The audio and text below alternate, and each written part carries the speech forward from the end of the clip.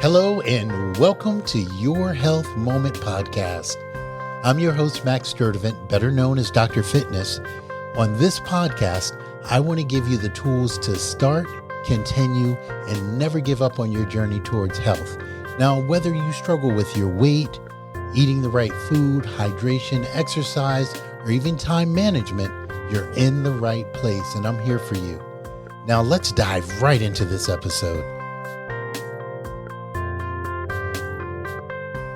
Hey, thank you for joining us for another episode of Your Health Moment. I'm your host, Dr. Fitness, and as always, we're going to discuss all things holistic health and wellness, and it will be no different than last time, but I'm really excited. The thing that's really different is we get to speak with Linn Rivers, and we're going to discuss, well, here we go. If you have high blood pressure, diabetes, or any other chronic challenge, you're not alone. 70% of Americans over 45 are being treated for a chronic health condition. And our guest is going to share information about functional medicine and what separates functional medicine from traditional mainstream medicine. But first, I'd like to thank our sponsor, McGowan Rehabilitation Center. If you've been in a car accident, it can be physically and mentally traumatic. At McGowan Spinal Rehabilitation Center, you get first-rate care with the latest equipment for your physical trauma, but their kind and caring staff also rehabilitate your mental trauma. So there is severe mental trauma from accidents. And if you'd like more information, call them at 904-350-5544. That's 904-350-5544.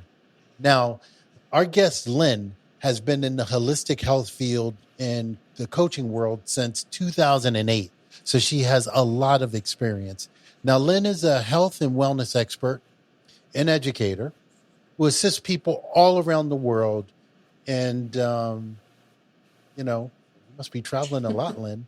And it's really great to be able to assist people in all those different places. But, Linn, how about we start with you introducing yourself and, telling us a little bit about yourself and your journey into functional medicine? Yeah, well, first off, thank you for having me on the show. I'm super excited to be here with you. And my journey started off very tumultuous. I had pneumonia when I was 1 and 3, which I was in incubators. They had my arms tied down. That turned into childhood asthma, which I was always in and out of the hospital for. And being on steroids and a lot of antibiotics as a kid really wrecked my gut microbiome, which then in turn caused a lot of other issues, including hormonal disturbances. And the list went on. And I ended up with chronic depression, chronic fatigue, all of these different symptoms. I was down to eating 2 foods at one point because my body just didn't want to process anything. I had multiple near-death experiences from my body just not functioning properly. And it just got to the point where all of what I went through and my family, the majority of them died before I was 15. And the rest of them followed with other forms of dis-ease of some form. And so with all of that being said, I really took that on and I started as early as I could to understand the human body and why are we getting so sick? Why did my family die from all of these? Why was I not healing? Why wasn't I getting better? And while I started very early on, I was more like 18 when I started the journey of nutrition and understanding diet and how it relates to illness. But it wasn't until about 5 years ago that I really started diving into functional medicine to understand finding the root cause of illness. Why are we actually getting sick and not just using food as like another Band-Aid, if you will, to try to fix the symptoms, but to find the root cause of illness. Why are so many people getting sick? Not just myself, but as a whole. Why are 50% of Americans at this point either diabetic or pre-diabetic, right? I wanted to get to the bottom of it. So that started me on a deep dive of understanding functional medicine, finding the root cause, and really healing myself on a level that was profound. I mean, I got to the point several years ago where I almost had a heart attack from throwing a Frisbee once. And I was pre-diabetic, and I just had so much going on that where I'm at today, it's because I did my studies, I did my research, I did my schooling, and I found, the answers. I found the bigger pieces as to why we're getting sick. And now it's my passion to share this and creating courses so everyone has access to it. So that's a bit about me, where I'm at and what I'm doing. I mean, that's a fascinating journey. And you were talking about kind of how you took ownership of your care. Am I hearing the message that, were you in traditional medicine, getting traditional treatment when you were finding out that you had, you were pre-diabetic? What was your experience with the traditional medical sources that you felt, hey, Mm-hmm. I need to seek other methods to really come to get a better understanding of what's bringing this on. What's the origin of this for me? Yes. So actually, Was that your experience? Did you first try traditional medicine and then switch, or what was that journey like for you? Or did you never have the experience really with traditional? oh no, medicine? I did. It's the reason that I'm no longer, it was a reason that I switched out. And it was because my entire childhood, I was on some form of medication and being told that I was always going to have asthma my entire life, that it's not something that goes away, right? And all of these different things. And I think the boiling point for me was, one, seeing my family go through the traditional medical system, Western medical system, and always getting worse. And the words that the doctors used to my family of, you're not going to get better. This is just going to keep progressing. This is going to get worse. There's nothing you can do. And that alone, at 15, to hear that my mom's dying and there's nothing that they can do, that alone, I think, planted a seed. But then it was when I was 17 and the internet just came out. And so I had the dial-up service. I remember the AOL. I just remember listening to it while I was trying to figure everything else out. And I had kept going to the doctor I was on so many medications for antidepressants at that time. And I was using antibiotics and ointments for certain conditions that weren't going away. I mean, it was just like a reoccurring thing. And there was a point that just clicked where the doctor, she gave me the same antibiotic cream and said, okay, here you go. And I was just like, there has to be a way to get rid of this. Like, this is not normal. My body should not be having this time and time again. And so I got online, and it took me a long time for everything to load, but I searched. I said, natural treatment for XYZ. And I mean, at that point, there was barely any information on there. However, there was enough for me to find a solution that someone had wrote about. And I was like, you know what? I'm not getting better the other way, so let me give this a shot. And sure enough, this one simple solution literally completely got rid of what I was going through, and it never came back. And that for me was the point where I got off of all medications, didn't go back to the doctor, and I started diving into the extent of research and natural medicine and all of the above to start my own healing journey, which took a long time, but I did it. See, that's pretty fascinating. It's that moment where you realize that there has to be another way. Yes. And then you started diving into it. You've come a long way. I mean, you have clients, you have a huge coaching platform. So you discovered a need. What's the journey look like for you next? So my journey at this moment is the onward trajectory of where I see myself continue going.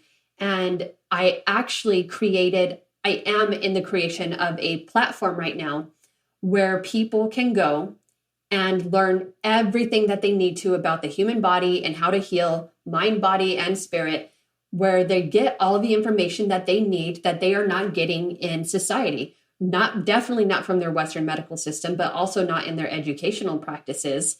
And I'm doing it in a course format because I was charging my clients $3,000 to get this information because of all the testing involved in it. But there is another way to do this where everyone has access to this. And right now I'm in pre-launch with this course, and it's called Chronic Illness to Vibrant Wellness. And the pre-launch price is $50 because I want everyone to have access to this information, not just the people who can afford this. Because unfortunately, if you want to get better, insurance is not going to cover it. So people need to have access to something where they can get the information about why they're sick and how to get better. And then that way they can choose to take responsibility for their own health, right? That's the thing. I can give them all the information, but it's up to them to actually take that information and do something with it. So I created this course, and I'm creating more courses that will help people heal, genuinely heal. We really need this. And so if I could pick your brain a little bit about some things that are in the course, for the listeners that have diabetes, is there a tip that you can give them to help them, get off all the medicine that they're taking? Is there one or two tips that you're open to share? Yeah, the biggest tip is to lower your carb intake. Our bodies are not designed to have those extreme insulin spikes, and it happens every time you overload on carbs. And I mean, our society eats over 500 plus carbs a day easily, is the majority of the population. And for a comparison, I eat 20 carbs a day, right? So I'm on a very low carb diet because that is where my body does best. However, as a whole, we should not be eating as many carbs as we do in this world. In general, our body's not meant to process them that way. And so what it does is it causes your insulin to spike. And those insulin spikes are what causes, it's linked to over 98% of dis-ease is from insulin resistance. Insulin resistance is the key to so many different problems. And yes, there's a lot of other practices that go into that as well, and understanding certain foods. And, there's so much more to it. But one of the best things that you could do for yourself right off the bat is to lower your carb intake and increase better sources of protein and higher fat while making sure you're able to absorb these processes. But doing that alone, people can really shift their lives so drastically just with one little part of that, And so that's my biggest tip for people who have diabetes or are pre-diabetic. That's a great tip. And I like to share with people, hey, before you really take any of our advices, make sure you check with your primary care physician first, because it's really important to do that. You could have some underlying thing that we're not aware of. Yes. So it's really important that you check with your primary care. But that being said, I've actually seen people get off of insulin, type 2 diabetics get off of insulin too. Yes. But it's interesting because I've learned when you're making that shift and you want to make that shift, be sure to have a way that you can track your blood sugar, because so many people do it in a way that they think they're doing it correct, but they're not. And I think it's really important that you work with a coach and someone who is very familiar with what you want to accomplish, because knowing what that blood sugar is on a pretty constant basis is going to be essential when you're shifting from medicine to off medicine, because your traditional doctor is not going to believe you when you say you're not going to take medicine because you're going to do things right. And you're not going to need it anymore. They're not going to believe you because they believe that if you put yourself in a situation where you're already a diabetic, chances of you changing that are slim to none. And so their first thought for you is going to be, well, that's not going to happen. So when you say it, hey, I heard from this really great motivational person, Lynn, that I just need to reduce my carbs and I'll be fine. So reducing your carbs is really essential, like Lynn explained, but having a way to make sure you're doing it safe is also going to be important. And I recommend that you have your doctor get you one of those wearable glucose checkers, okay? Because most people are not going to poke their fingers enough to keep a running blood sugar tally to actually make that transition from being diabetic to not being diabetic. And your doctor won't believe you unless you give him the numbers, you know? So I recommend that you share your blood sugar numbers, and we're talking 8-9 times a day, and share what you're eating with your primary so that they know you're serious about the change, and they'll see that you're one of the people that will actually be successful, because millions of people try and fail. And so they lose the confidence in people. And so you really have to document that journey from being diabetic to not being diabetic.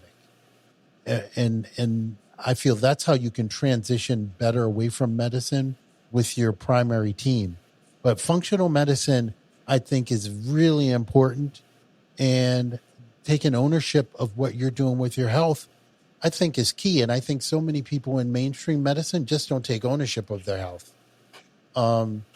So for you, Lynn, I mean, that transition from being pre-diabetic to not diabetic at all, it's really awesome to be able to have accomplished that.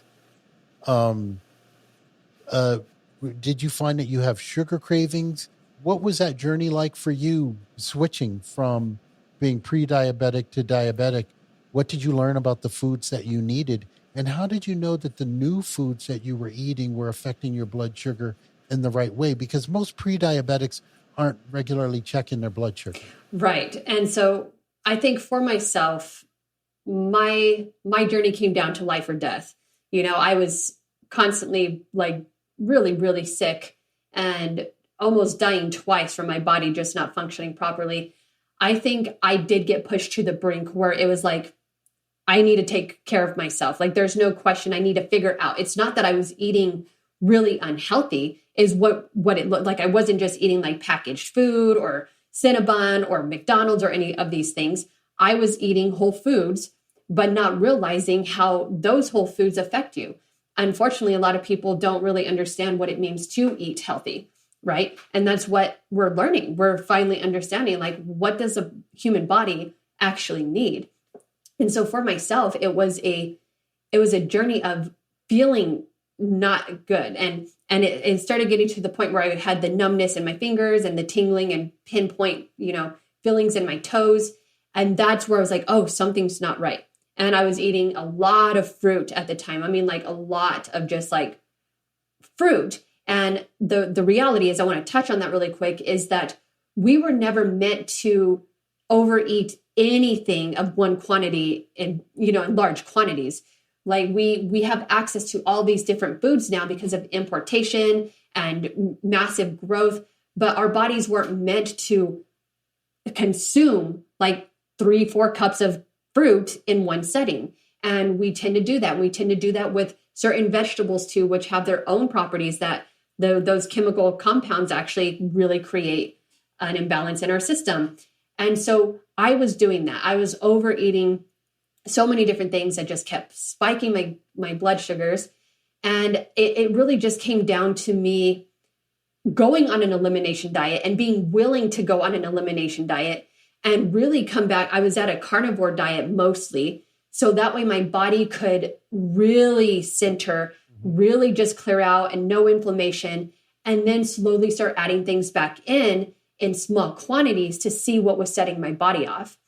And so it was a process where I'm willing to do. Okay. I'm willing to take those steps because it's my body and it's what's getting me through this life. So it's important to me to know my body and what it needs. And so I did. I took the long road of just like diving deep and letting go of everything and not finding excuses. It was very much like, hey, I need to do this if I want to live a happy and healthy life. Yeah, there's no doubt about it. And when it comes to high blood pressure, was that in part of your experience? At certain points, yes, it was. Excuse me. I definitely, there are certain things that were actually causing my body to be imbalanced. And the high blood pressure came from salicylates in food, not even necessarily the carb intake at the time, but my gut was so dysbiotic that I couldn't absorb any nutrients from plant foods.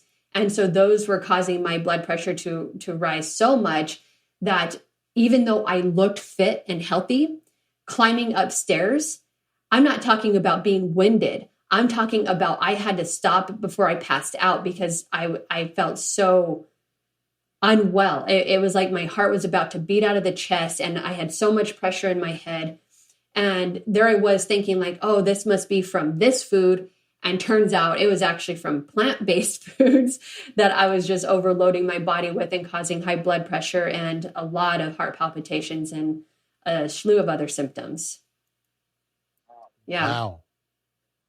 Well, that is crazy. I had no idea the connection of even plant-based Most foods. people don't. Yeah. Can you give us an example of some plant-based foods that tend to spike blood pressure? So salicylates. Salicylates are a chemical compound in the plant, and they have oxalates, salicylates, and other chemicals that they have as their protection to not be eaten, right? And if you eat them in too larger quantities, what plants are those? The majority of plant-based foods have high salicylates, and so like the highest would be something like. Is there a particular plant that I should be? So zucchinis are very high. Okay. And their olives are extremely high. Cilantro, mint, those kinds of, all the herbs are extremely high in salicylates. And this is why herbal medications, a lot of people can tend to feel worse on them because if their body can't process them because of a dysbiotic gut, those seep into your bloodstream and cause so many different things. In fact, salicylates are directly linked to autism. They're directly linked to asthma, which I had as a kid, and I was eating watermelon and all of these other high salicylate foods. And so those little things that you don't know about, people don't know this, which is why I'm sharing this information, because if your body's not absorbing the nutrients in the gut. How is salicylate spelled? It's SALICYLATES. Yeah, because I mean, gut. Okay. That would be something I think people would really want to know about. What foods have salicylates, and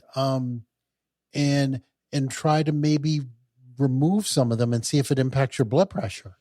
Blood pressure and that's awesome. Actually aggression. And so you have too. This information and tons of information like this.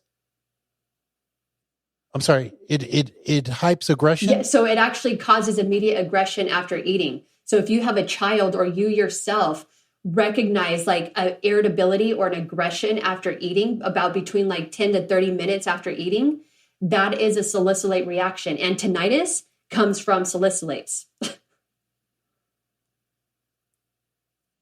Mm-hmm. So that information is in your course. One of the very many pieces, yes. And tons of information. Oh, yes. So that information and more. So there is a lot of really powerful information in the course because, trust me, I had no idea that, the herbs could literally be impacting your blood pressure. So that's like really a great nugget to take away. So definitely, if you have high blood pressure, doing a little more research in that area might be really helpful. And a Linn Rivers course might be something that you would really do great things for you. So Linn, you got me interested in taking your course. That's for sure. That's a great nugget. Yeah, I've had to Hmm. dive into the pieces that a lot of people Wow. don't typically dive into because I had to uncover so much for myself and my clients. And the as an independent researcher, you dive into the things that people are not talking about.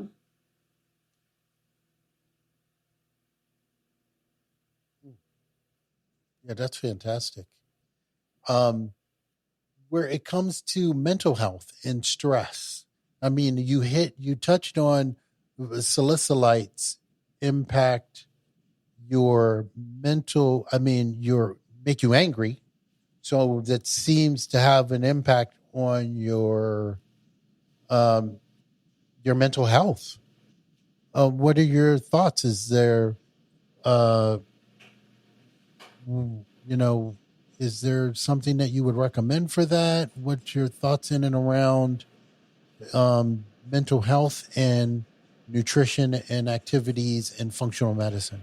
So again, I go into this in full depth. Actually, there is a complete section for mental health and nutrition and all of the above in my course because Okay. salicylates, for example, yes, they are linked to aggressive behavior. And for myself, I spent the majority of my teens and 20s in a really irritable, aggressive space, not knowing this.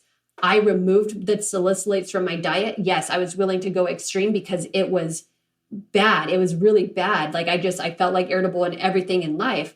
And the second I took those out, I became a completely different person. It literally went from A to Z because and then I was like, Wow. this is how I'm supposed to feel regularly. And they can be linked to depression as well, like chronic depression.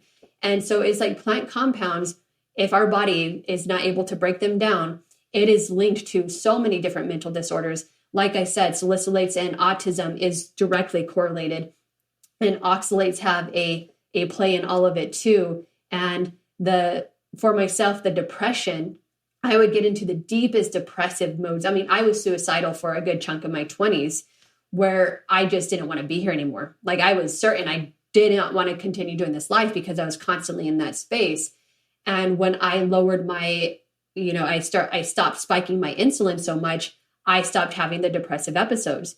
I was one of those people who was on antidepressants a big chunk of my teenage years.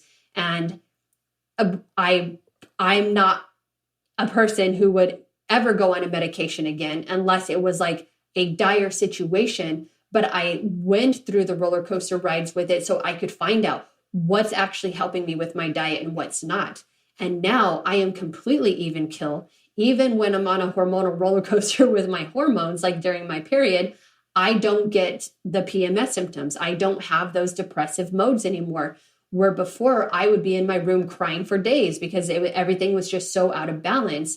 And now it's like I am living proof that what we put in our bodies affects us immensely. And the thing is, we're just not aware of what's actually causing those symptoms in the first place, which is what I am bringing to awareness. Oh, that's fantastic. For all our listeners who want information on your new functional medicine course that you've created, um, what can they do? What should they do? So you go to my website, www.linnrivers.com, and it's LINN rivers.com. And there is a link directly to the course, and it's a walkthrough. I have a video on there talking about the course, and you can walk through and look at a good chunk of things that are in the course and what you'll learn. And it's a small portion of what I show in the course. And you can learn more about why I'm doing the course and whatever you want. And you can actually enroll directly through there. And like I said, for the pre-launch special, it's $50. So it's literally a no excuse price for people to learn something about their health. Even if they take one thing away from it, it is worth that price. Yeah, I find all too often people don't realize how important it is to actually invest in their health. In ways like this, particularly with functional medicine, because the system that's set up with our medical care doesn't like paying for preventative No. medicine, really. Um, and it takes it on. It's important that we take on that role of being mindful about preventing health challenges for ourselves. And so doing courses like this, I feel are really helpful. And I'm always seeking out,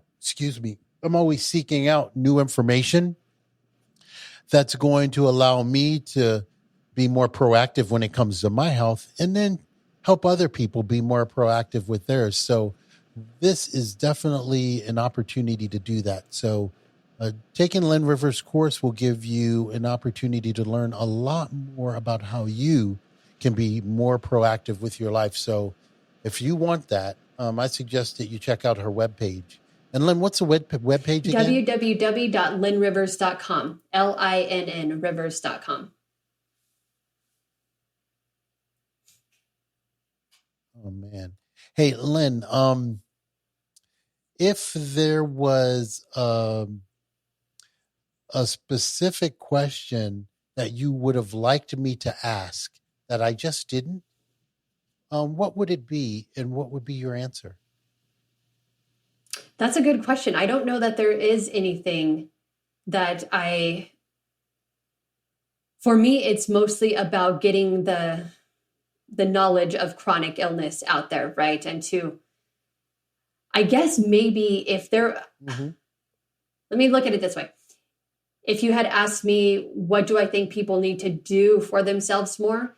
It's to take responsibility for their entire existence. They are the creator of their reality, and it's time for them to step into it and stop accepting the truth of everyone else around them, especially their doctors in the Western medical system, because they are not set up to help people get better. They're set up to continue the progression of the illness and just medicating. And so it's really important that when you go into the doctor, you need to make sure that you're finding someone who's going to be on the journey with you of integrative approaches and willing to walk you through the process of, I'm going to take these steps in a natural form, and I just want you to be by my side so you can help me through this. If your doctor does not agree with that, find a new doctor, because it's so important to have someone who's going to help you through that journey.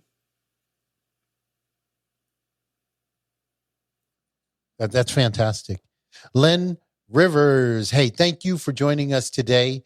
And thank you, listeners, for tuning in to another episode of Your Health Moment. I look forward to talking to you again next week.